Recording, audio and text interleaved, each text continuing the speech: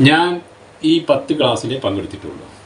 പക്ഷേ 2 ലക്ഷം രൂപ ചെലവഴിച്ചാലും നമുക്ക് നഷ്ടപ്പെട്ടു. നമ്മൾ അനുഭവിക്കുന്ന ഈ ഒരു പ്രയാസം, നമ്മളവിടെ ചെന്നിട്ട് മറ്റുള്ള നാട്ടിൽ ചെന്നിട്ട് മറ്റുള്ള ആൾക്കാരെ മുമ്പിൽ നിന്ന് 2 വാക്ക് സംസാരിക്കുമ്പോൾ നമ്മൾ ഇടറിക്കൊണ്ട് ബേജാറായി അവരെ മുഖത്ത് നോക്കുമ്പോൾ നമുക്ക് എന്തോ പോലെ ഇങ്ങനെ തോന്നുക.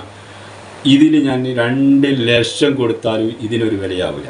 കാരണം ഞാൻ തിരിച്ചു പോന്ന് അന്ന് ഉറക്കം എനിക്ക് വരുത്തില്ല. ചിലപ്പോൾ എന്താണെന്ന് വെച്ചാൽ ഓലെന്ത് വിചാരിച്ചു, മറ്റുള്ളവരെന്ത് വിചാരിച്ചു, എൻ്റെ നാട്ടുകാർ, എൻ്റെ കുടുംബക്കാരാണ്, എൻ്റെ മറ്റുള്ള ആൾക്കാരാണ്, ഇവരൊക്കെ എന്ത് വിചാരിച്ചിട്ടുണ്ടാവോ, അവരെന്നെ മോശമായി. ഇങ്ങനെയുള്ള ഒരു അനുഭവമുള്ള ഒരാളായിരുന്നു ഞാൻ. അങ്ങനെയാണ് ഈ സാറിൻ്റെ ക്ലാസ്സിലേക്ക് ഞാൻ എത്തിപ്പെടാൻ കാരണം. സാറിൻ്റെ ക്ലാസ്സിൽ ഞാൻ എത്തിപ്പെട്ടു. 10 ക്ലാസ്സിൽ ഞാൻ പങ്കെടുത്തു.